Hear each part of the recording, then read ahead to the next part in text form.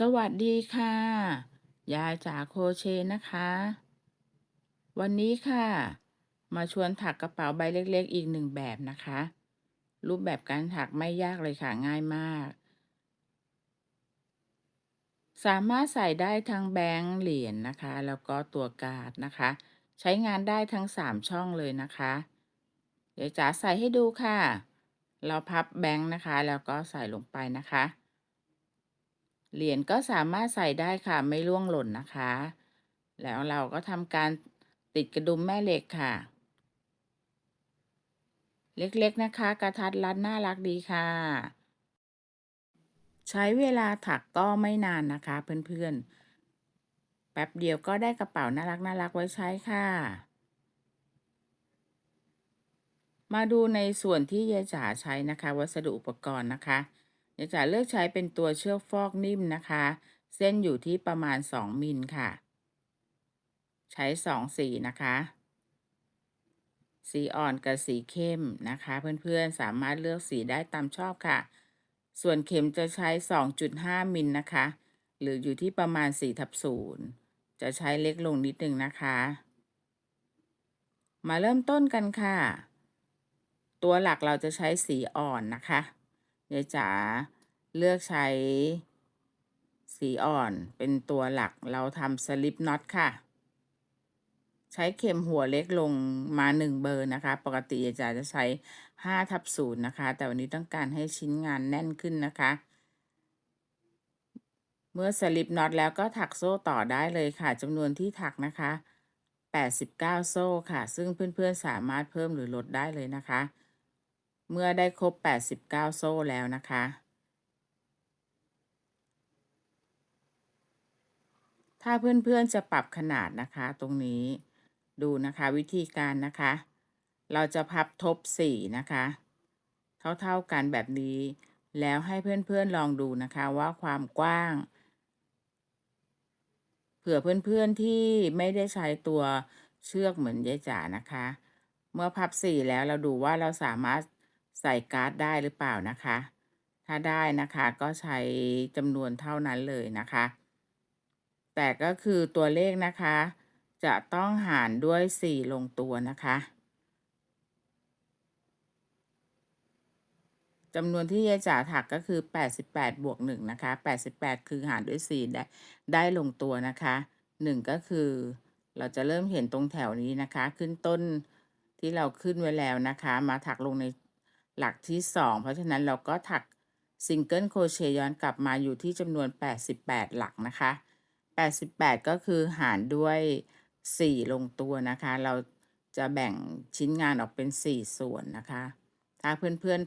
ๆลดปรับเพิ่มยังไงนะคะก็ต้องให้จำนวนโซ่นะคะหารด้วย4ลงตัวค่ะเราก็ถักไปจนถึงหลักที่1ได้เลยนะคะงานชิ้นนี้ไม่ยากเลยค่ะเพื่อนๆมือใหม่หัดถักนะคะเข้ามาก็หัดถักจากใบนี้ได้เลยเมื่อได้แถวแรกแล้วนะคะตรงนี้88หลักขึ้นแถวที่2ก็ให้ถัก1โซ่นะคะแล้วหมุนกลับชิ้นงานค่ะเสร็จแล้วนะคะ ถักลายเดิมเลยนะคะ Single Crochet นะคะหรือคอทอนะคะเราก็จะถักย้อนกลับไปที่88หลักเหมือนกันนะคะ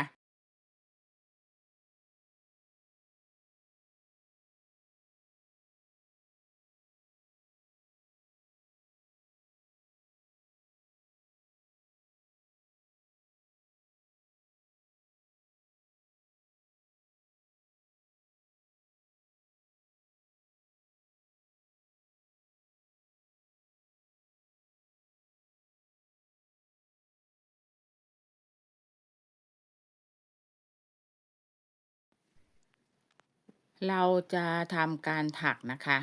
ลายแบบนี้นะคะทั้งชิ้นงานเลยนะคะก็คือแถวที่2ไปจนถึงแถวที่13ค่ะเราถักด้วยแพทเทิร์นนี้นะคะเมื่อครบ13แถวแล้วนะคะลักษณะงานที่ได้นะคะก็จะเป็นแผ่นยาวๆแบบนี้นะคะ วิธีการนับนะคะ2 4 6 8 10 12บวก1นะคะตรงนี้เป็น13แถวนะคะแล้วลองเอาการ์ดมาทาบดูอีก1ครั้งค่ะจะเห็นว่าความสูงได้แล้วนะคะถ้าไม่ได้เพื่อนๆปรับเพิ่มได้นะคะจำนวนแถว ต่อไปเรามาแบ่งส่วนนะคะให้เป็น4ส่วนนับมา22หลักปักหมุดไว้นะคะแล้วก็นับต่อค่ะ1นะคะแล้วก็มาปักที่22นะคะหลักที่22เหมือนเดิมค่ะ1แล้วก็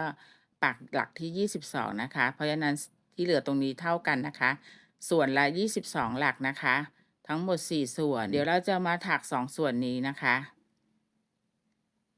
แล้วก็ส่วนที่เหลือตรงนี้ส่วนที่3นะคะเราจะถักเปลี่ยนสีถักนะคะเป็นใช้สีเข้มนะคะเราจะถักอยู่ที่3ส่วนส่วนที่4เราจะไม่ถักนะคะวิธีการให้เพื่อนๆดูแบบนี้นะคะเดี๋ยวเราจะพับแบบนี้นะคะเพราะฉะนั้นลายจะอยู่ตรงนี้เราจะถักขอบ1แถวนะคะตรงนี้ส่วนตรงนี้นะคะจะเป็นฝากระเป๋าเดี๋ยวเราจะถักต่อเนื่องมานะคะให้เป็นฝากระเป๋า ส่วนที่4ตรงนี้เราจะพับแบบนี้นะคะเพราะฉะนั้นเราจะไม่ได้ถักเราจะถักอยู่แค่3ส่วนนะคะในการนำสีเข้มมาถักเพิ่มนะคะมาดูวิธีค่ะให้เพื่อนๆทำสลิปน็อตไว้ก่อนนะคะที่ปลายด้ายตรงนี้นะคะเพื่อไม่ให้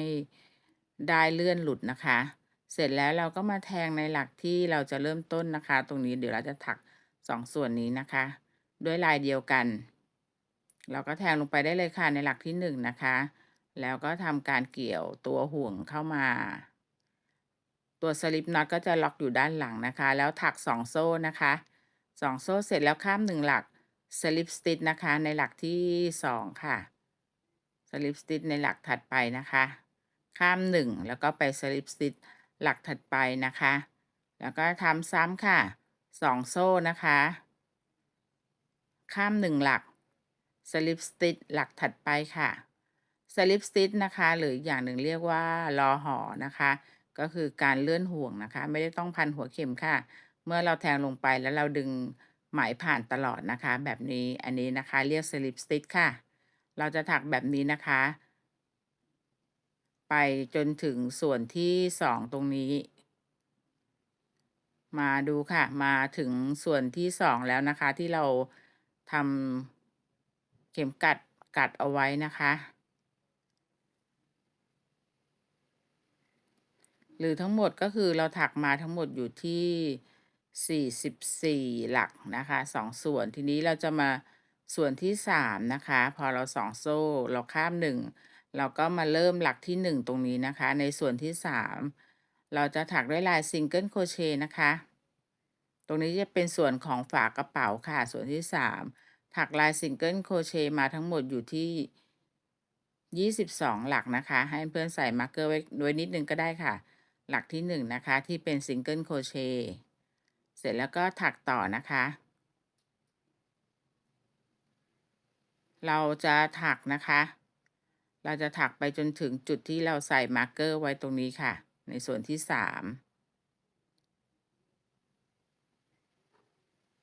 ทั้งหมดก็คือ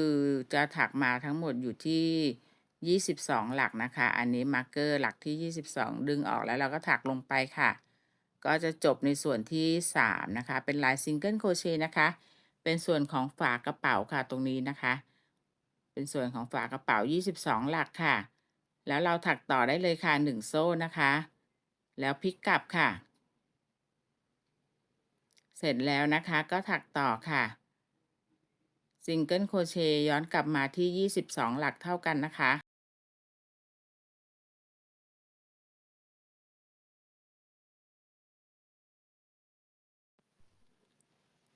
เราจะถักนะคะมาจนถึงตรงหลักนี้22เสร็จแล้วก็เหมือนเดิมค่ะเราถักย้อนกลับไปมานะคะจำนวนที่ถักทั้งหมดในส่วนของฝากระเป๋าเราจะถักอยู่ที่9แถวก่อนนะคะตรงนี้9แถวที่เป็นแถวตรงๆนะคะต่อไปนะคะเราจะทำการลดหลักตรงมุมกระเป๋านะคะเพื่อให้มีความมนของมุมกระเป๋าค่ะ ขึ้น1โซ่พลิกกลับเสร็จแล้วนะคะให้เพื่อนๆข้ามหลักเริ่มต้นมา1ตรงนี้ข้ามนะคะแล้วมาทำลงในหลักที่2ค่ะ Single Crochet ค่ะ เสร็จแล้วก็ถักต่อนะคะ เราก็ถักมาจนถึง2หลักสุดท้ายได้เลยนะคะ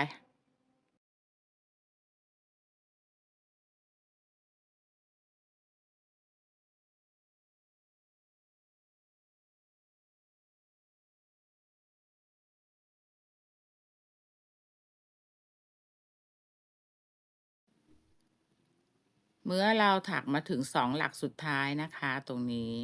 เราจะทำการถักรวบห่วงพร้อมกันค่ะเพื่อลดจำนวนหลักจาก2ให้เหลือ1นะคะเท่ากันกับตอนที่เราเริ่มต้นนะคะตรงนี้2เสร็จแล้วเราถึงจะปลด3ห่วงในเข็มพร้อมกันค่ะก็เท่ากับลดลงมา1หลักนะคะในหลักมุมแล้วเราถักอีก1แถวค่ะ1โซ่นะคะแล้วให้พลิกกลับค่ะเหมือนเดิมค่ะ ตรงนี้นะคะ เราก็จะลดลงอีก1หลักค่ะ เราข้ามไปถักลงในหลักที่2ค่ะ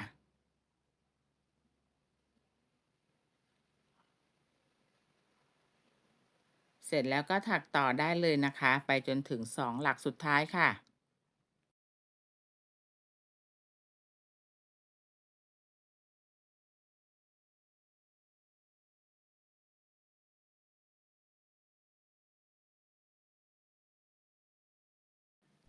เมื่อมาถึง2หลักสุดท้ายตรงนี้นะคะเหมือนเดิมค่ะแทงลงไปนะคะยังไม่ปลดค่ะแทงหลักที่2หลักสุดท้ายตรงนี้3ห่วงแล้วก็ปลดพร้อมกันค่ะเสร็จเรียบร้อยแล้วนะคะทีนี้เราดูแล้วนะคะเราจะถักอยู่แค่2แถวแค่นั้นนะคะที่เราทำการลดหลักหัวมุมนะคะของฝากระเป๋าค่ะเมื่อเราจบที่แถวนี้นะคะ เราไม่ต้องล็อก1โซ่นะคะเพื่อนๆให้เพื่อนๆทำการตัดปลายไหมได้เลยค่ะตรงนี้นะคะให้ทำตัดปลายไหมแล้วมาทำการเก็บปลายไหมให้เรียบร้อยค่ะเพื่อนๆถักเสร็จแล้วลองทาบดูนะคะถ้าคิดว่าฝากระเป๋ามันตื้นไปก็สามารถถักแถวเพิ่มได้อีกนะคะเดี๋ยวจ๋าพออยู่แค่นี้นะคะรวมแล้วก็คือ11แถวนะคะเพื่อนๆทำการเก็บปลายไหมให้เรียบร้อยได้เลยค่ะ ลักษณะนะคะก็คือเพื่อนๆลองพับดูแบบนี้ก่อนนะคะแล้วทาบลงมาพับลงมาค่ะถ้าคิดว่ายังไม่พอนะคะก็ถักแถวเพิ่มแต่ถ้าพอแล้วก็ทำการตัดปลายไหมเก็บปลายไหมให้เรียบร้อยได้เลยค่ะมาถึงขั้นตอนนี้แล้วนะคะตรงนี้ถ้าเพื่อนๆรับชมมาถึงตรงนี้นะคะยายจ๋าจะขอรบกวนเพื่อนๆนิดนึงนะคะขัดจังหวะนิดนึงค่ะยายจ๋าจะขอกำลังใจค่ะ เพื่อนๆฝั่งเพื่อนกดไลค์นะคะ แล้วก็กดแชร์ให้ด้วยนะคะ ส่วนเพื่อนใหม่นะคะ ถ้าเพิ่งเข้ามารับชมคลิปนี้เป็นคลิปแรกนะคะ แล้วชื่นชอบในผลงานนะคะ อยากดูคลิปอื่นๆอีกนะคะ เมื่อเวลายายจ๋าลงคลิปใหม่ๆ อย่าลืมกดติดตามนะคะ รวมทั้งกดกระดิ่งแจ้งเตือนไว้ด้วยค่ะ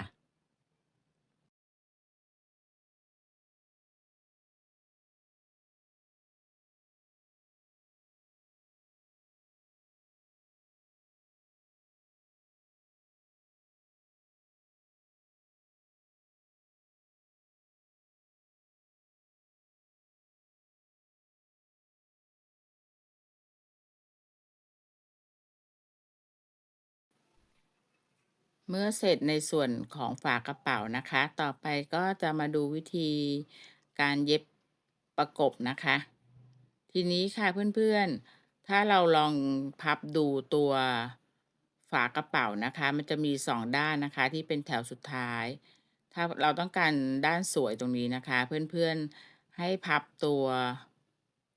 อันนี้จะด้านไม่สวยนะคะ ถ้าต้องการด้านสวยนะคะเราจะเปลี่ยนพับจากด้านซ้ายมานะคะให้พับจากด้านซ้ายมาแบบนี้นะคะแล้วก็จับให้พอดีค่ะ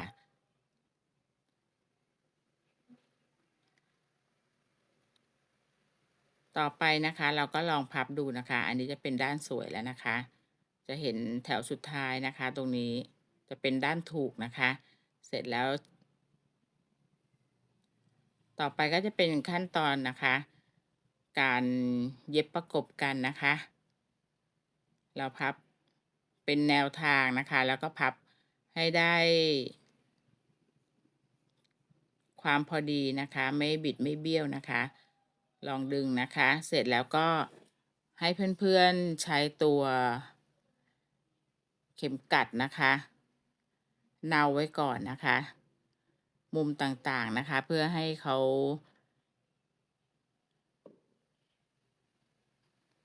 ตรงนี้นะคะใช้ตัวเข็มกัดเนาเอาไว้นะคะสำหรับอุปกรณ์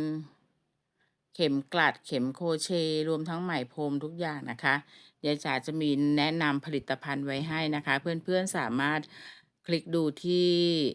หน้าคลิปได้นะคะเวลาที่ระบบเขาเด้งขึ้นมาให้ดูนะคะหรืออีกทางหนึ่งก็คือเข้าไปดูที่รายละเอียดเพิ่มเติมด้านล่างนะคะในคำอธิบายใต้คลิปนะคะเขาก็จะระบุไว้ให้ว่าเป็นร้านค้าไหนนะคะที่แนะนำเพื่อนๆก็สามารถคลิกเข้าไปดูก่อนได้เลยนะคะถ้าชอบนะคะก็กดสั่งซื้อได้เลยนะคะได้ไม่ต้องเสียเวลาไปนั่งหาเองนะคะเฮียจ๋ามีการดูแล้วก็ใส่ร้านที่แนะนำไว้ให้เรียบร้อยแล้วนะคะสำหรับตัวงานโครเชต์นะคะงานฝีมือทั้งหลายนะคะเฮียจ๋าว่ามันเป็นอะไรที่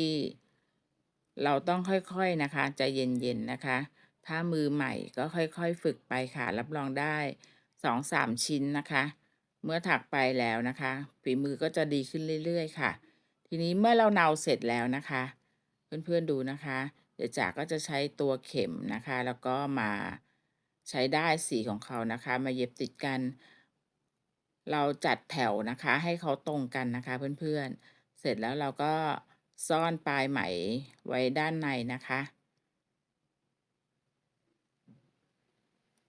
ถ้ามือใหม่ยังไม่รู้เทคนิคนะคะก็ค่อยๆดูนะคะเดี๋ยวยายจ๋าเริ่มต้นให้อย่างละเอียดนะคะแต่ถ้าเป็นเพื่อนๆที่เป็นมือเก่าอยู่แล้วนะคะอันนี้คงเด็กๆนะคะในการเย็บติดเย็บประกบกันนะคะดูเป็นแนวทางนิดเดียวก็คงทำได้แล้วนะคะอันนี้เมื่อเราได้หลักแรกแล้วนะคะตรงนี้เราก็ยึด เป็นแถวเดียวกันนะคะอันนี้แถวตรงกันนะคะในการแทงขึ้นเราจะเย็บสัก2ครั้งนะคะในการตรึงแถวตรึงหลักที่1ไว้ให้ติดกันนะคะให้เพื่อนๆทำสัก2ครั้งนะคะย้ำในหลักเดิมเสร็จแล้วนะคะหลักต่อไปนะคะเราจะไม่ใช้วิธีให้เห็นเส้นได้นะคะเราจะแทงลงไปแบบนี้เพื่อนๆดูนะคะแล้วก็ไปโผล่ที่ด้านล่างเลยนะคะในแถวเดียวกันนะคะเพื่อนๆดูให้เป็นแถวเดียวกัน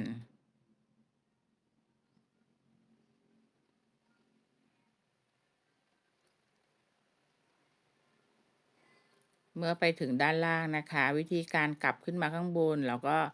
แทงในแถวถัดไปนะคะของแถวด้านล่างนะคะแล้วก็มาให้โผล่ขึ้นที่ด้านบนนะคะเพราะฉะนั้นเราเส้นด้ายเขาก็จะเนียนอยู่ในตัวกระเป๋านะคะไม่เห็นนะคะอันนี้จะใช้วิธีนี้นะคะหรือถ้าเพื่อนๆคิดว่าชอบวิธีอื่นนะคะ อันนี้ลองดูได้นะคะถ้ามีวิธีอื่นที่เย็บติดกันแล้วได้สวยงามนะคะกว่าแบบนี้นะคะที่ยายสาสอนในคลิปนี้เพื่อนๆก็ปรับได้เลยนะคะรูปแบบนะคะไม่จำเป็นต้องเหมือนกันเป๊ะนะคะเมื่อเรามาถึงตรงหลักมุมตรงนี้สำหรับด้านล่างตรงนี้นะคะเพื่อนๆต้องเย็บให้ติดกันทุกแผ่นนะคะเพื่อเป็นการตรึง ตัวกระเป๋าไม่ให้เขาขยับนะคะเพราะฉะนั้นเพื่อนๆจะต้องแทงให้ผ่านทุกแผ่นของชิ้นงานนะคะตรงนี้แต่วิธีการก็เหมือนกันค่ะก็คือเราแทงในหลักเดียวกันนะคะแทงขึ้นแทงลงนะคะเดี๋ยวจ๋าไม่ได้โชว์ไหมนะคะจะให้ไหมเขาซ่อนไปในตัวเนื้องานค่ะ สำหรับใบนี้นะคะเดี๋ยวยายจ๋าจะขอข้ามในส่วนของขั้นตอนการติดกระดุมแม่เหล็กนะคะเพราะว่า มีสอนไว้ในคลิปที่ผ่านมาแล้วนะคะ หลายคลิปอยู่เหมือนกันนะคะ เพราะฉะนั้นคลิปนี้ต้องการให้สั้นนิดนึงนะคะ ก็จะข้ามขั้นตอนนั้นนะคะ เดี๋ยวจะ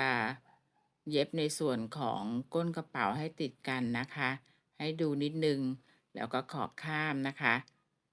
ที่เหลือในส่วนอื่นๆนะคะ เพราะว่าเพื่อนๆสามารถกลับไปย้อนดูได้เลยนะคะ วิธีติดกระดุมแม่เหล็กไม่ยากค่ะ แล้วก็ในส่วนของกระดุมแม่เหล็กนะคะเดี๋ยวจ๋าก็จะมีแนะนำผลิตภัณฑ์ไว้ให้แล้วนะคะ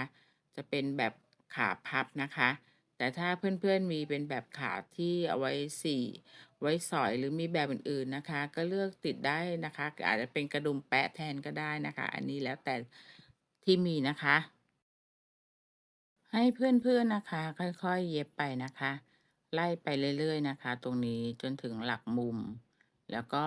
เย็บต่อตรงนี้เหมือนกันนะคะเดี๋ยวจากข้ามมาเลยนะคะขอลัดขั้นตอนนะคะเพราะว่าไม่ยากแล้วนะคะทีนี้ตรงนี้นะคะวิธีติดกระดุมแม่เหล็กนะคะยายจ๋ามีสอนไว้หลายคลิปนะคะเพื่อนๆย้อนกลับไปดูในคลิปที่ผ่านๆมาได้เลยนะคะเดี๋ยวจ๋าขอข้ามในส่วนนี้เหมือนกันนะคะรวมทั้งดอกไม้ที่นำมาติดนะคะ ยายจ๋าฝากไว้อีกหนึ่งคลิปนะคะ หวังว่าเพื่อนๆคงจะถูกใจกันนะคะ อย่าลืมกดไลค์กดแชร์ส่งกำลังใจมาให้ด้วยนะคะ สำหรับคลิปนี้สวัสดีค่ะ